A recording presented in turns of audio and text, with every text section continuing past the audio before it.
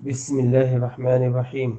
الحمد لله رب العالمين، والصلاة والسلام على سيد المرسلين محمد وعلى آله وأصحابه ومن تبعهم بإحسان إلى يوم الدين وبعد.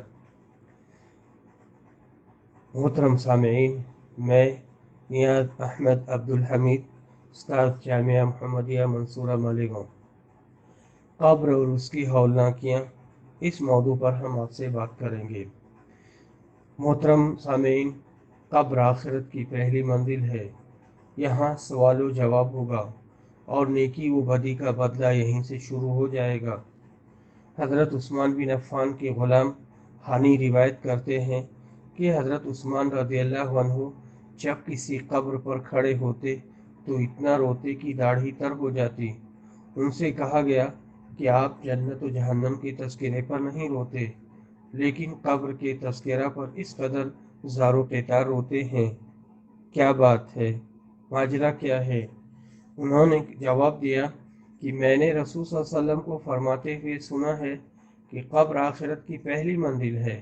اگر آدمی یہاں سے نجات پا گیا تو اس کے بعد کی منزلیں آسان ہو جائیں گی، اور اگر کامیاب نہ ہوا تو اس کے بعد کے مرحلے اس سے شدید ہوں گے۔ میں نے قبر سے زیادہ ہولناک منظر دیکھا ہی نہیں۔ مشکوٰۃ المصابیح جلد نمبر 1 صفحہ نمبر 48۔ وہ لوگ جو یہاں پر جواب دے لے جائیں گے، ان کے لیے اس کے بعد کے مراحل آسان ہو جائیں گے۔ جب یہ لوگ اللہ کی تیار کردہ نعمتوں کا مشاہدہ کریں گے اور اس سے سرفراز ہوں گے تو اللہ تعالیٰ سے مطالبہ کریں گے کہ اے اللہ، جلد قیامت قائم کر تاکہ میں اپنے اہل و عیال کی طرف پلٹوں۔ اس کے برعکس جب کافر جواب نہ دے پائے گا تو پریشانی اور مشکلات میں گھرے ہونے کے باوجود کہے گا، پروردگار قیامت قائم نہ کر، اس لیے کہ وہ جانے گا کہ اس کے بعد آنے والا عذاب بڑا شدید اور کٹھن ہوگا۔ قبر کی تاریکی۔ قبر میں تاریکی ہوگی، قبر میں ظلمت ہوگی۔ یہ بڑا گہرا گڈھا ہے۔ تاریکی کا یہ گھر اس وقت روشن ہوگا جب انسان کے اعمال اچھے ہوں گے اور دنیا کی زندگی شریعت کے مطابق گزاری ہوگی۔ نبی کریم صلی اللہ علیہ وسلم کے زمانے میں ایک صحابیہ مسجد میں جھاڑو لگاتی تھیں۔ ایک بار نبی صلی اللہ علیہ وسلم نے ان کو نہ دیکھا۔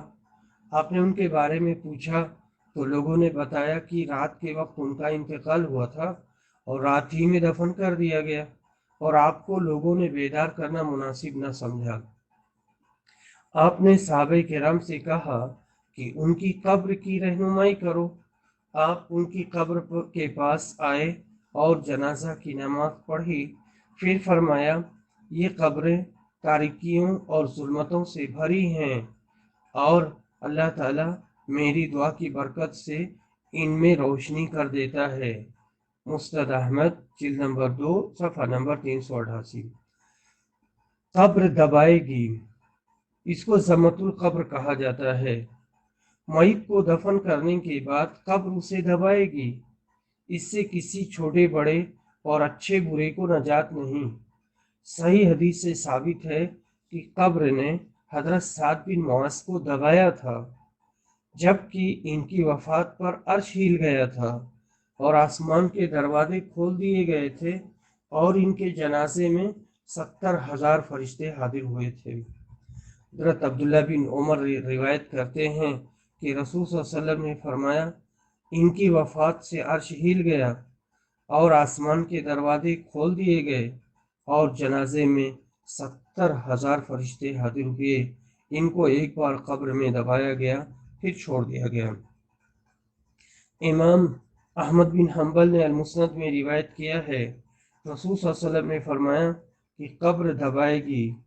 اگر کوئی ضمۃ القبر سے نجات پاتا تو ساتھ اس سے چھٹکارا پاتے۔ ضمۃ القبر یعنی وہی قبر کا دبانا۔ حضرت عبداللہ بن عباس کی روایت میں ہے کہ نبی صلی اللہ علیہ وسلم نے فرمایا، اگر ضمۃ القبر سے کوئی نجات پاتا تو وہ سعد ہوتے۔ ان کو قبر نے ایک بار سختی سے بھینچا، اس کے بعد چھوڑ دیا۔ بچوں کو بھی اس سے نجات نہ ملے گی۔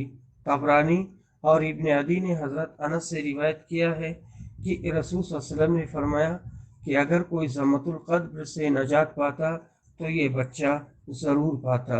صحیح الجامع الصغیر، علامہ ناصر الدین البانی، جلد نمبر 5 صفحہ نمبر 21۔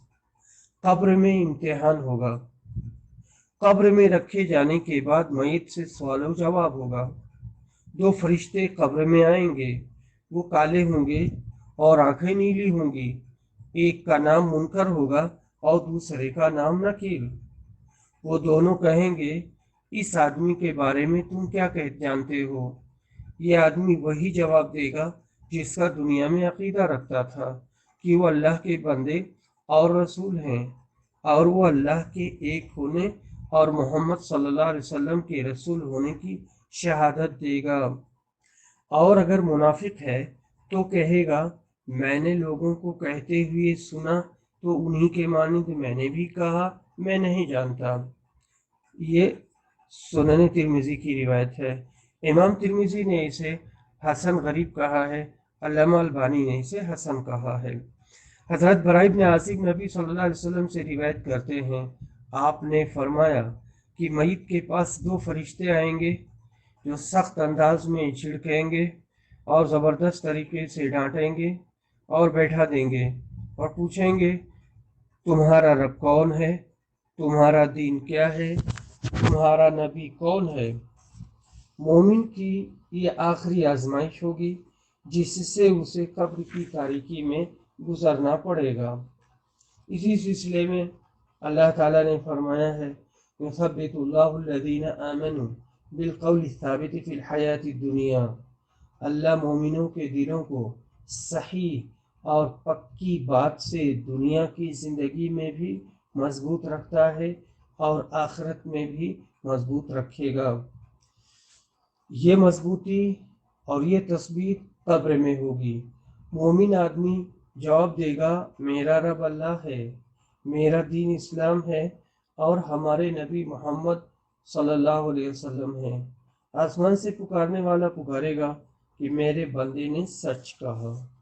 کافر یا فاجر بندے کے بارے میں فرمایا کہ اس کے پاس سخت انداز میں ڈانٹنے والے فرشتے آئیں گے اور جھڑکیں گے اور بٹھا دیں گے اور پوچھیں گے تمہارا رب کون ہے۔ وہ کہے گا ہائے میں نہیں جانتا۔ پھر دونوں سوال کریں گے اس آدمی کے بارے میں تم کیا جانتے ہو جو تمہارے پاس بھیجا گیا تھا، لیکن یہ نام نہ جان سکے گا۔ کہا جائے گا محمد، تو کہے گا ہائے ہائے میں نہیں جانتا، میں نے لوگوں سے سنا ہے وہ ایسا کہتے تھے۔ فرشتے کہیں گے نہ تو نے جانا اور نہ ہی نے لوگوں کا اتباع اور پیروی کی۔ پکارنے والا پکارے گا کہ میرے بندے نے جھوٹ کہا۔ ایک دوسری حدیث میں اس بات کی صراحت آئی ہے کہ جب میت کو قبر میں رکھ دیا جاتا ہے اور اس کے گھر والے واپس لوٹنے لگتے ہیں تو وہ ان کے جوتوں کی آواز کو سنتا ہے۔ اس حدیث کے راوی مشہور صحابی حضرت انس ہیں۔ الفاظ حدیث کے اس طرح سے ہیں، ان العبد اذا وضع في قبر وتولى عنه اصحابه انه يسمع قرعا عليهم اذا انصرفوا اتاه ملكان فيقعدانه فيقولان له ما كنت تقول في هذا الرجل محمد، فأما المؤمن فيقول أشهد أنه عبد الله ورسوله، وأما الكافر أو المنافق فيقول لا أدري كنت أقول ما يقول الناس فيه فيقال لا دريت ولا تليت۔ میت کو جب قبر میں رکھ دیا جاتا ہے اور اس کے اہل و عیال واپس ہوتے ہیں تو وہ ان کے پلٹنے کے وقت ان کے جوتوں کی آواز اور کھڑکھڑاہٹ سنتا ہے۔ یہاں ایک بات دھیان میں رہے کہ مردے اصلاً سنتے نہیں ہیں، لیکن اللہ تعالیٰ بعض حالات میں ان کو سنا دیتا ہے۔ اس کے پاس دو فرشتے آئیں گے، اسے بیٹھا دیں گے اور پوچھیں گے یہ آدمی محمد جو تمہارے پاس بھیجے گئے تھے ان کے بارے میں تم کیا کہتے تھے؟ مومن کہے گا کہ میں نے اس بات کی گواہی دی تھی کہ وہ اللہ کے بندے اور رسول ہیں، لیکن کافر یا منافق کہے گا میں نہیں جانتا، لوگ جو کہتے تھے میں نے بھی وہی کہا۔ اس سے کہا جائے گا نہ تو تو نے جانا اور نہ ہی قبول حق میں ان کی پیروی کی۔ اول نبی صلی اللہ علیہ وسلم کو اس بات کا علم نہ تھا کہ یہ امت قبروں میں آزمائی جائے گی، پھر اس کے بارے میں وحی کی گئی۔ حضرت عائشہ رضی اللہ عنہا بیان کرتی ہیں کہ نبی صلی اللہ علیہ وسلم گھر میں آئے اور میرے پاس ایک یہودی عورت بیٹھی ہوئی تھی، اور وہ کہتی تھی کہ کیا آپ جانتی نہیں ہیں کہ آپ کو قبروں میں آزمایا جائے گا اور امتحان سے گزرنا پڑے گا؟ حضرت عائشہ کہتی ہیں کہ نبی صلی اللہ علیہ وسلم یہ سن کر خوفزدہ ہو گئے اور کہا کہ یہودیوں کو آزمایا جائے گا۔ حضرت عائشہ کہتی ہیں کہ ہم چند رات ٹھہرے رہے، پھر رسول صلی اللہ علیہ وسلم نے فرمایا تمہیں معلوم نہیں مجھے وحی کی گئی ہے کہ تم سب کو قبروں میں آزمایا جائے گا۔ حضرت عائشہ رضی اللہ عنہا کہتی ہیں کہ اس کے بعد میں نے سنا آپ صلی اللہ علیہ وسلم عذاب قبر سے پناہ مانگا کرتے تھے۔ اس لیے ہمیں قبر کی تیاری کرنی چاہیے اور اپنی آنکھ کی، زبان کی، دل کی، ہاتھ کی، پیر کی، کھانے کی، پانی کی اور شہوتوں کی حفاظت کرنی چاہیے۔